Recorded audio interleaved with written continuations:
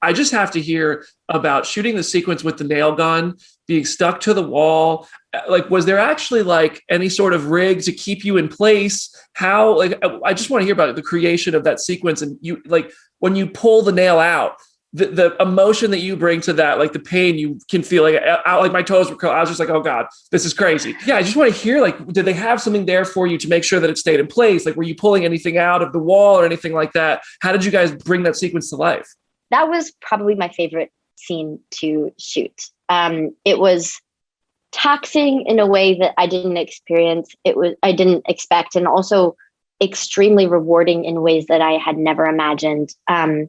We had a 3D printed or like hand molded rig that did align my hand to the same place on the wall, which was brilliant. We also had coordinates of where the piece would be placed, so that in post, when they had to add all the effects in order to sort of, make it really look real, we had to do all of that in the moment. And so there was a lot of technicality to those moments. But in the end of the day, I remember like my arm was so sore after, I think I spent 3 days on that wall. And my arm was just like, I felt I would just like hang it loose for the next, 24 hours until I had to put it up again. But it was definitely a very physically taxing moment, but then and very technically taxing, but then once it was rolling, it was just like, felt so free to be able to be in the real agony of that moment. And really, Darby's such an internal character. She's someone who keeps it so bottled in and really has to, as a means of survival in that situation. And it felt like one of those moments I was fully able to let loose into the genuine pain and suffering of what's occurring to her. And it was honestly such a thrill to be able to let it out. Yeah. You were incredible. You were incredible throughout the film, but that scene in particular, amazing. And the last thing I want to ask you, this is a spoiler question. I'm going to save it until after the movie comes out. Yeah. But I talked to Havana about this a bit. The most intense sequence of the film is certainly when Darby's arm is nailed to the wall. And I would love to hear about the movie magic you had to cook up that could provide a set that both conveyed the gruesome, visceral nature of what Darby was experiencing, but also gave Havana the space to perform how did you guys manufacture that?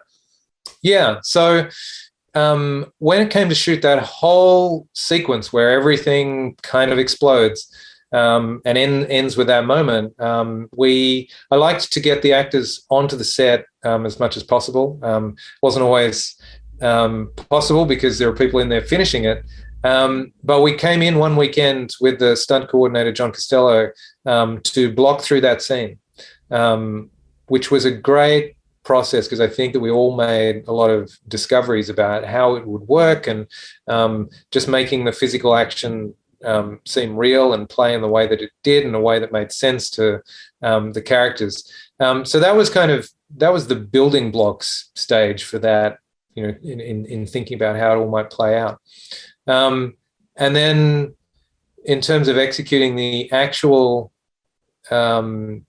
scene, we had built Gabriel Jones, who does hair, makeup, and prosthetics, we had a rig built to hold Havana's arm pinned to the wall. We used that for some of the time. Some of the time it turns out that Havana's pretty good at holding her hand still against a wall. So it was a bit of a mix of those things. And then a lot of the effects, the nail, the blood, was all done in post with wetter. So painting in that blood, and the many times I would be looking at things going, that trickle just needs to be a little faster here or a little slower there. Wow. It's great. Weta, the best in the world down there, man. That's awesome. Well, actually, my last question, and this is going to be a spoiler question that I'm going to say for after the movie comes out. And David, Lars's death sequence is one of the craziest things I've ever seen. You not only have to carry out acting with the nail sticking out and kind of like losing it a bit there, but then fall face forward and really finish the job. That was crazy. I want to hear about the days on set and what the direction was to carry out one of the craziest death sequences I've ever seen. Most emotional day I've had on set, like maybe maybe ever. Like it was, and right before that, Danny and I had done so. I mean, I'm just gonna, like, so you felt, because we shot it in order, we'd all led up to that place, and the whole crew, we'd all gotten to know each other so well. It was a very intimate set in that way, and so when and I always try to do a contrary expectation whenever I'm an actor. Like I'm like, all right, so coming into a scene, what's the best thing that Lars could wish for? And then, and so I'm like, all right, we're going to leave. And it's going to be, and then giving that as an expectation for my character then allows me to have a real reaction as an actor, as a performer, and not play the ending of a scene. That's every scene I do. And so I feel like we were actually in a really good place. And then, but it was a very emotional, Danny, that was a very emotional day for us.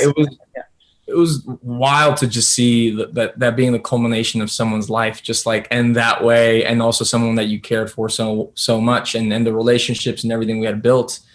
So much of our goals in life for Ash and Lars were contingent on each other. And then the moment that happens, a lot of Ash's humanity goes out the window, because the one thing like connecting him to humanity was his brother's life. So seeing it on set and seeing it several times on set, it was right before lunch when they actually did the stunt of like slipping on the blood, and there was major air that was caught and just like a splat.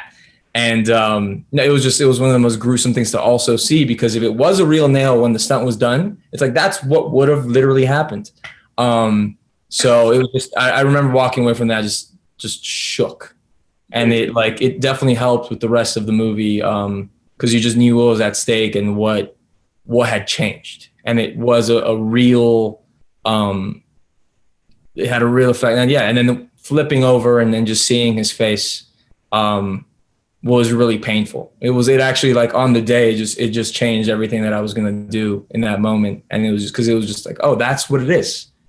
It was just looking at that mug. Wow. Well, no pun intended. You guys killed it in this movie.